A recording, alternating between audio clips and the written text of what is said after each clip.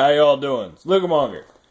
Another Benchmade review. This LL overview, I guess this actually isn't going to be quite a review because this is a knife that I'm not going to be carrying.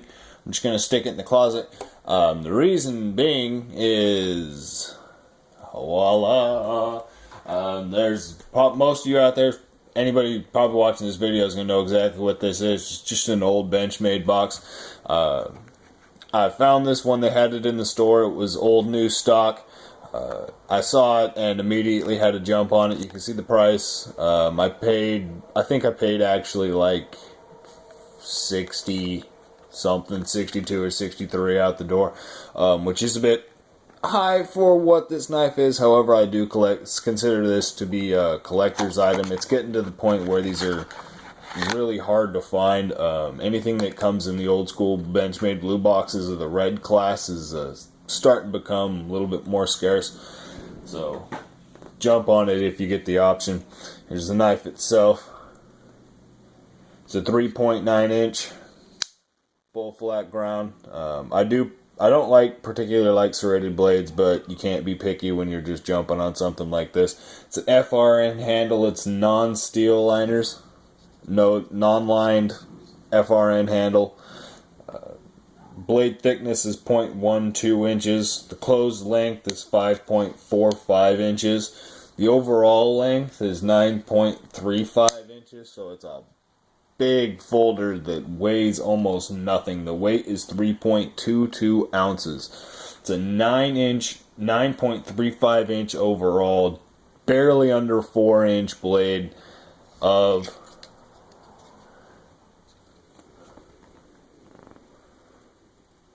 ATS 34 steel.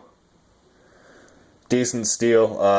It is basically identical in chemical composition to a 154 cm. However, this is the Chinese version of a 154 cm.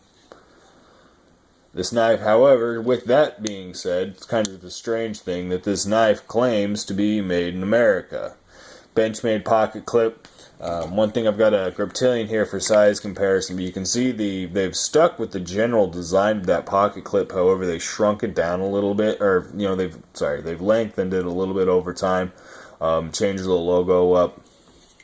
This is anodized stainless steel. Is what I'm guessing. It's not a painted coating like on the newer Griptilians. It's a lockback design, which is right there old school for Benchmade. You can see the design on it. It's almost like it's like a volcano grip kind of material, like design, but it's not nearly as grippy. Offers very, very little purchase to the actual scales, and it is only gripped on one side. The pivot itself is adjustable. I do imagine you can remove the blade. However, I wouldn't suggest it because it is rivet construction. So you're not going to be able to fully disassemble the knife. The pocket clip is adjustable for right to left-handed tip up carry. Never mind. I'm sorry, it's only tip up to tip down carry. Right hand only. The opening on this knife, I love the lockback on this knife. It just slams open. Listen to it. It is very, very solid. Gives you a lot of confidence on that lockup. It's not a steel line knife, so this obviously isn't something you're going to use for hard use. With the canted handle, it does give a very tactical look, as well as feel. It feels excellent. The ergonomics of this blade, it feels really good in hand. It's got this little secondary wannabe choil right there up at the tip, which I wouldn't use for any type of thrust cutting I may be needing to do with this knife, but it makes it feel like an excellent chopper. It's something that I want to use for food preparation. It does feel very nice in hand, with that little rivet there, or little chimp dimple, whatever that is there, and then the holding it a little bit further back, you can get a decent purchase. So you can see I've got decently large hands, and sticking my index finger in that forward choil, that forward large choil, I can actually still get a full purchase on the knife, which is really nice.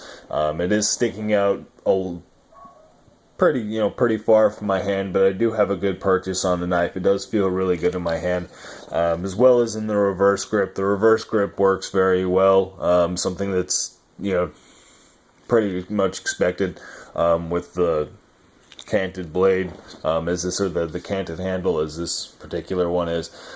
This model is from this knife, excuse me, is from 1997. They discontinued this model in 1998. Give you an idea of how long this thing's been sitting around.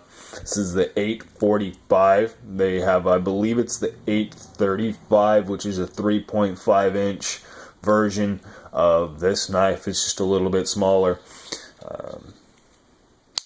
Bam. Slams open. Give you a size comparison here. It's a full-size Griptilian. A mini Griptilian. So it does have a decent amount of length on it, but it weighs nothing. I mean, it definitely, for the size of the knife, it handles very well. It maneuvers very well in hand. I definitely like this. I do kind of wish that they would make basically this exact knife with steel liners and more aggressive jimping, more aggressive patterning on the sides. I don't need jimping up top with a tactical blade. That's just not necessary. As long as you have a good purchase, I don't feel that any sort of jimping on the top for tactical use isn't something that you need. But I definitely like this one. I want them to make it again so that I can carry this. Or I just would need to find another one in a store. And I'll have one to beat up. This is the Ascent drop point from Benchmade. Old school badassery. Y'all have a good one.